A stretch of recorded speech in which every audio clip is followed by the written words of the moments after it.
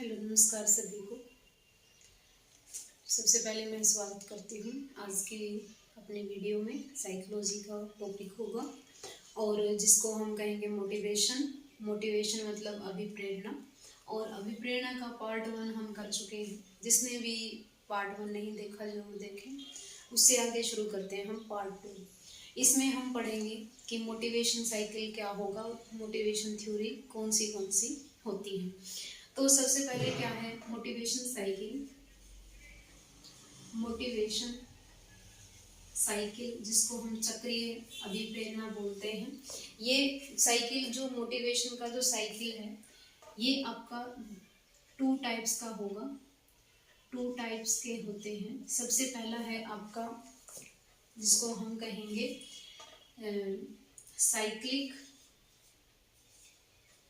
Cyclic motivation, चक्रीय motivation जिसको अभिप्रेरणा cycle बोलते हैं, चक्र बोलते हैं। ठीक है, जिसका हिंदी में नाम लिख देते हैं चक्रीय अभिप्रेरणा चक्र, अभिप्रेरणा चक्र। इसमें क्या है, फर्स्ट है ये। और इसमें होता क्या है कि कोई भी जो ऐसा साइकिल, ऐसा चक्र जो स्वाभाविक होता है, नेचुरल होता है, स्वयं होगा, कोई भी एक्सटर्नल कोई भी उसको फोर्स नहीं करेगा। ठीक है, लिखेंगे ऐसा चक्र जो स्वयं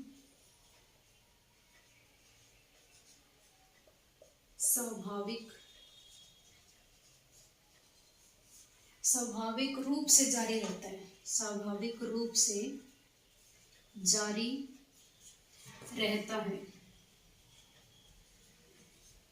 जैसे कि भूख, प्यास, नींद, ये क्या होंगे, नेचुरल होंगे। इनका जो चक्र है वो 3 स्टेप्स में होगा। किस में होगा, 3 स्टेप्स में होगा। 3 स्टेप्स में इसका यूज किया जाता है। सबसे पहली होगी आवश्यकता,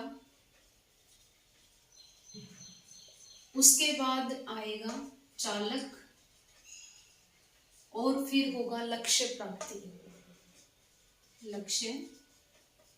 प्राप्ति। जैसे कि फॉर एग्जांपल हमें क्या है, आवश्यकता है किसकी, भोजन की आवश्यकता है। और चालक क्या होगा, भूख। हमें क्या लगी है, भूख लगी है। ठीक है, भूख लगी है तब हम क्या करते हैं, भोजन को हमारा लक्ष्य हो जाता है। और भूख लगी है तो हम क्या करेंगे, भोजन की प्राप्ति करेंगे, भोजन की प्राप्ति। तो हमारा लक्ष्य क्या हो जाएगा, हमारा लक्ष्य होगा भोजन की प्राप्ति। तो यानी क्या है, भूख क्या है, अपनी नेचुरल है, स्वाभाविक है। कोई हमें बाहर से ये नहीं कहता कि आपको कोई चाबी है या फिर कोई पॉइंट है कि उसको प्रेस करके आपको भूख लगेगी, नहीं, ये नेचुरल है। ठीक है, तो इसलिए क्या बोलते हैं, मोटिवेशन साइकिल में चक्रीय अभिप्रेरणा में जो आपका सबसे पहला पॉइंट है जिसको हम साइक्लिक मोटिवेशनल साइकिल कहते हैं, ये स्वाभाविक होता है, नेचुरल होता है। और ये जैसे कि भूख लगती है, प्यास लगती है, नींद लगती है, ये हमारी नेचुरल में आएगा। दूसरा पॉइंट है अपना संज्ञानात्मक।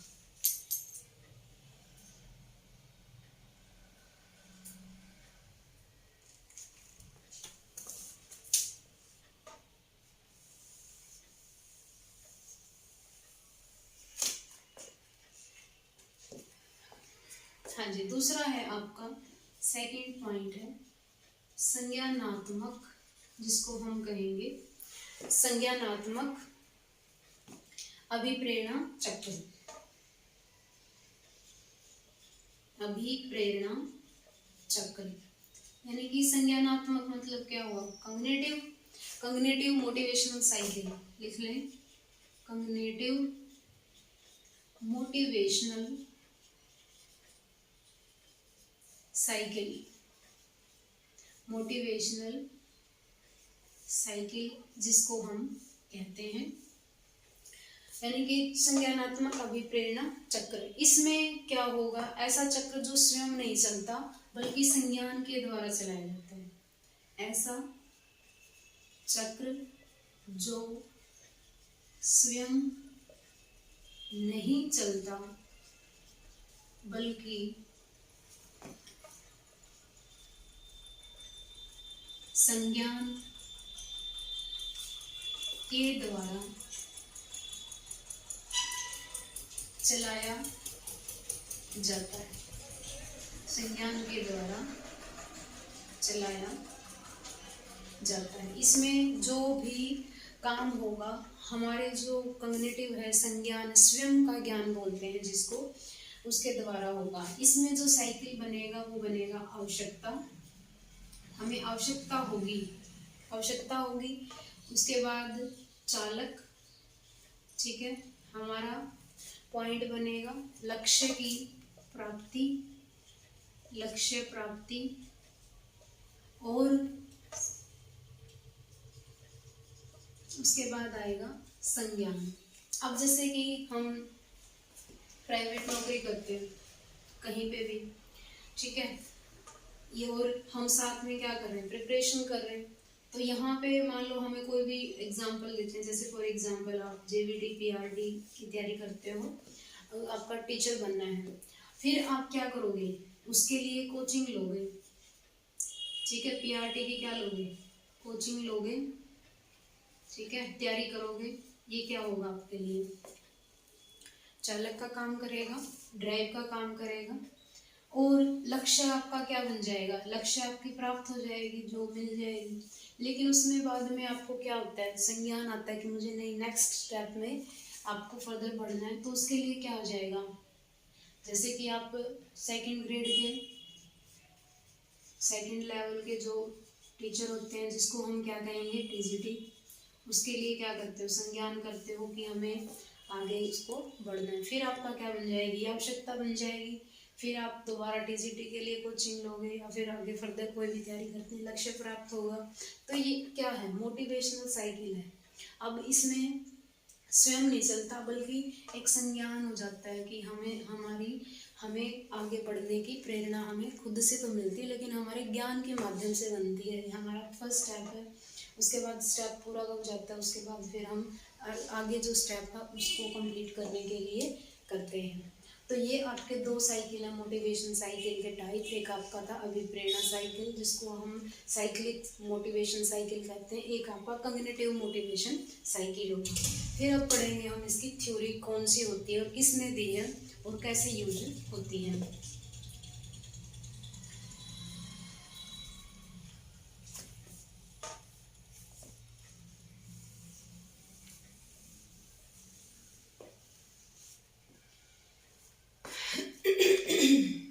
जैसे कि हम थ्योरी पढ़ते हैं, मोटिवेशन थ्योरी पढ़ते हैं, सिद्धांत जिसको बोला जाता है। अब सिद्धांत क्या होते हैं, सिद्धांत क्या होता है कि व्यक्ति ऐसा व्यवहार क्यों करता है।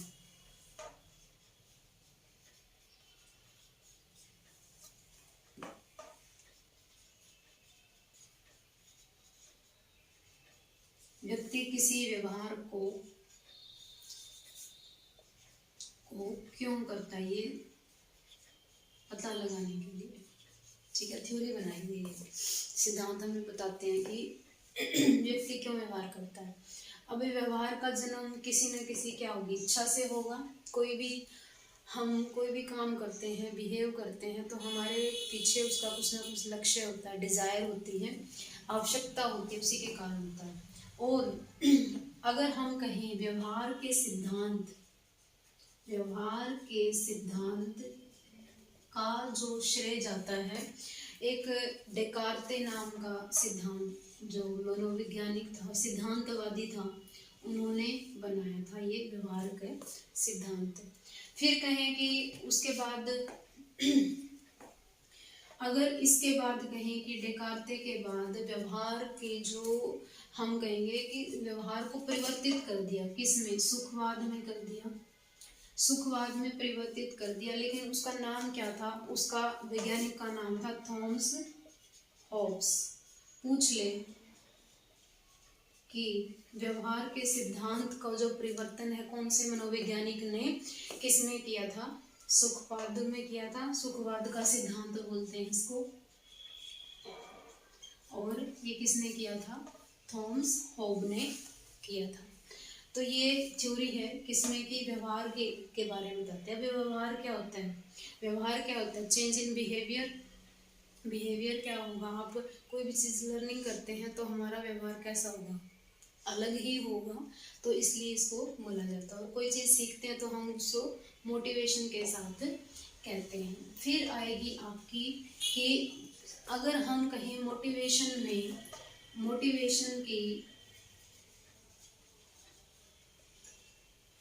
मोटिवेशन जो थ्योरी है वो सबसे पहली थ्योरी कौन सी थी? Instinct theory of motivation. पहली है इंस्टिंक्ट थ्योरी ऑफ मोटिवेशन, यानी कि जिसको हम क्या नाम देंगे? इंस्टिंक्ट का मतलब क्या होता है? मूल। ठीक है, मूल प्रवृत्ति।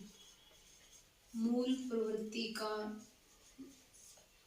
प्रवृत्ति का सिद्धांत, यानी कि हम कहेंगे अभिप्रेरणा का मूल प्रवृत्ति सिद्धांत। इसको हम क्या कहेंगे? अभिप्रेरणा का मूल प्रवृत्ति सिद्धांत। कौन सा? Instinct theory of motivation. अब यहाँ पे हम एक बात कहते हैं कि जो मोटिवेशन है ये मेन थ्योरी किसने दी थी? मूल प्रवृत्ति। मूल प्रवृत्ति सबसे पहले होती क्या है, इसके बारे में डिस्कस करते हैं। क्या होगा? सबसे पहले तो हम बताना चाहेंगे कि जो आपकी अभिप्रेरणा का सबसे पहला सिद्धांत माना गया, इसको फर्स्ट थ्योरी क्या है? ये इंस्टिंक्ट थ्योरी। और इसका जो प्रवर्तक थे, प्रतिपादक थे, वो थे मैकडूगल। मैकडूगल ने दी थी ये थ्योरी। और दी कब थी? ये दी थी 1908 में। और इन्होंने क्या बताया? 14 यानी 14 ऐसी मूल प्रवृत्ति हैं जिसको बताया गया। किसने बताया? क्वेश्चन आता है कि मैकडूगल ने कितने प्रकार के मूल प्रवृत्ति के बारे में बताया। तो ये कितनी होंगी? 14 टाइप्स की होंगी। और इनकी जो मूल प्रवृत्ति है मैकडूगल ने बताई कि मूल प्रवृत्ति ही व्यक्ति के व्यवहार को आगे बढ़ाती है। आगे पढ़ेंगे हम इसको कि इंस्टिंक्ट थ्योरी होती क्या है। आज हम इसको कंप्लीट करने की कोशिश करेंगे। हाँ जी, अभिप्रेरणा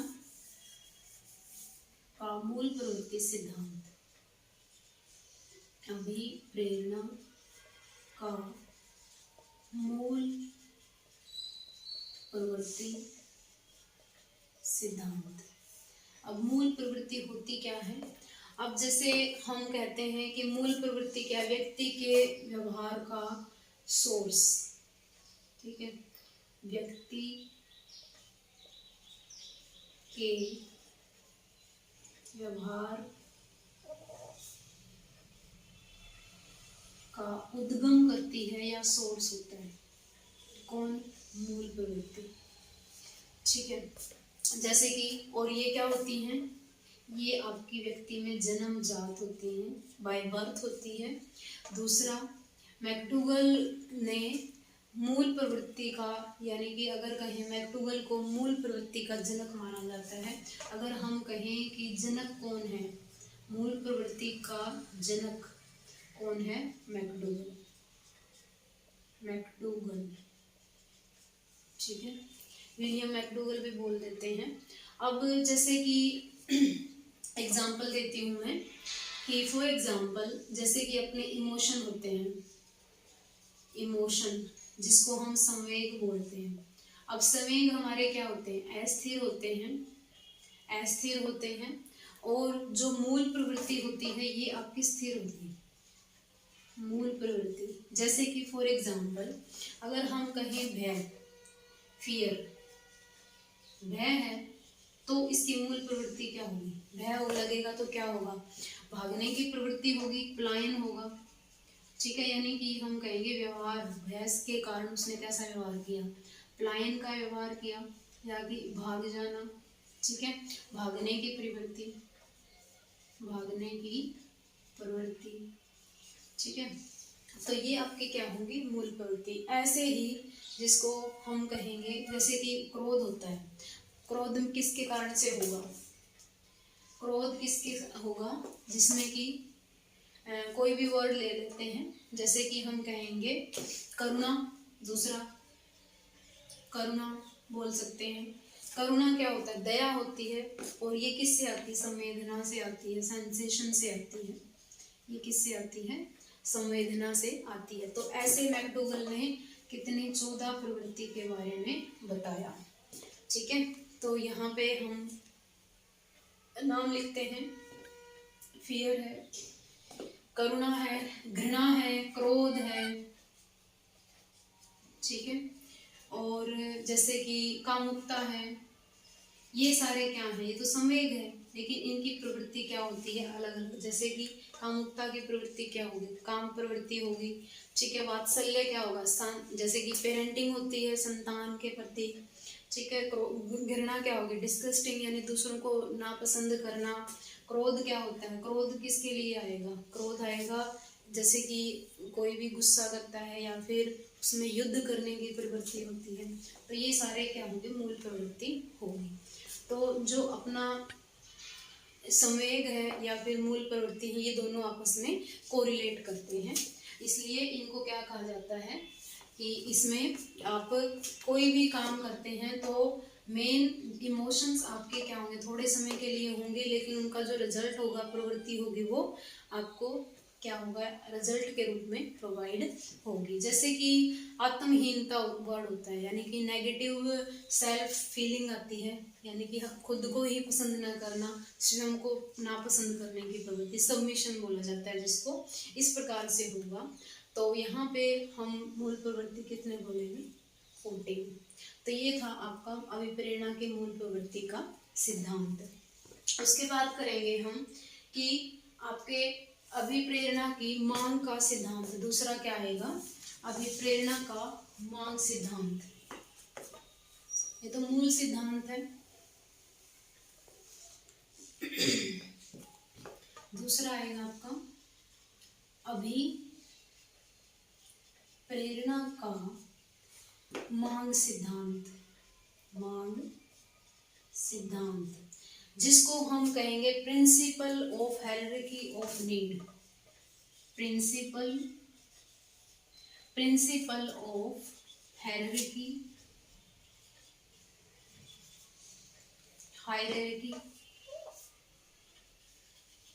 ऑफ नीड, यानी आवश्यकता, ठीक है। मांग क्या होगी, नीड होगी, जरूरत होगी। अब इसके जो अलग अलग नाम दिए गए हैं, इसको हम हायरार्की बोलते हैं, जिसको आवश्यकता पूर्ति का सिद्धांत भी कहा जाता है। आवश्यकता पूर्ति का सिद्धांत भी इसको कहा जाता है। इसको हम आवश्यकता पदानुक्रम का सिद्धांत भी बोलते हैं। आवश्यकता पदानुक्रम का सिद्धांत भी कहा जाता है। आवश्यकता पदानुक्रम का सिद्धांत भी कहते हैं। इसको मानवतावादी आवश्यकता का सिद्धांत भी कहते हैं। मानवतावादी आवश्यकता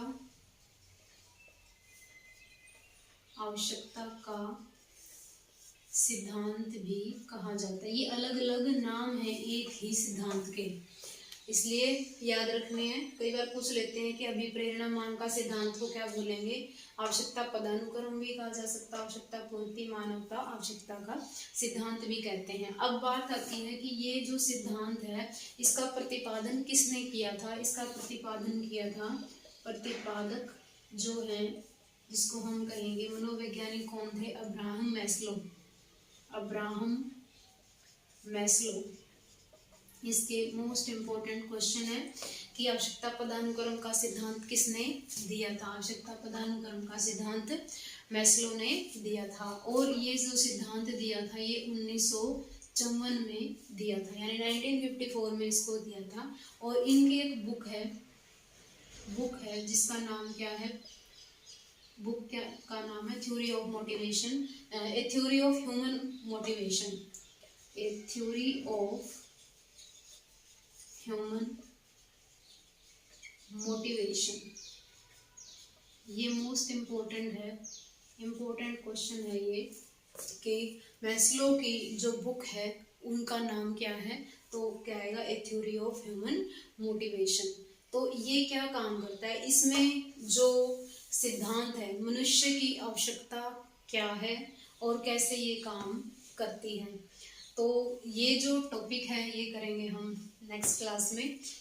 और जो भी इससे रिलेटेड कोई भी क्वेश्चन है ज़रूर करें, और इसके क्वेश्चन आंसर भी करेंगे। एक क्लास और बनेगी इसकी, मोटिवेशन की इम्पोर्टेंट टॉपिक है, तो यहाँ पे हम ज़रूर जो भी इम्पोर्टेंट क्वेश्चन है इसकी थर्ड क्लास में करेंगे। तो थोड़ी सी लंबी वीडियो हो जाएगी इसलिए, तो आज के लिए इतना ही करें। और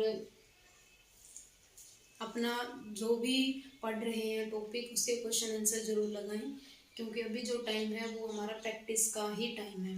तो ये इम्पोर्टेंट टॉपिक था इसलिए मैंने इसको डिटेल में करवाया है।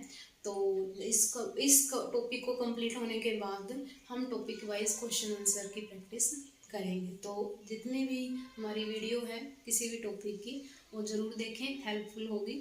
और लाइक करें, फॉलो करें, शेयर करें, सब्सक्राइब करें। और आज के लिए इतना ही। Thank you so much.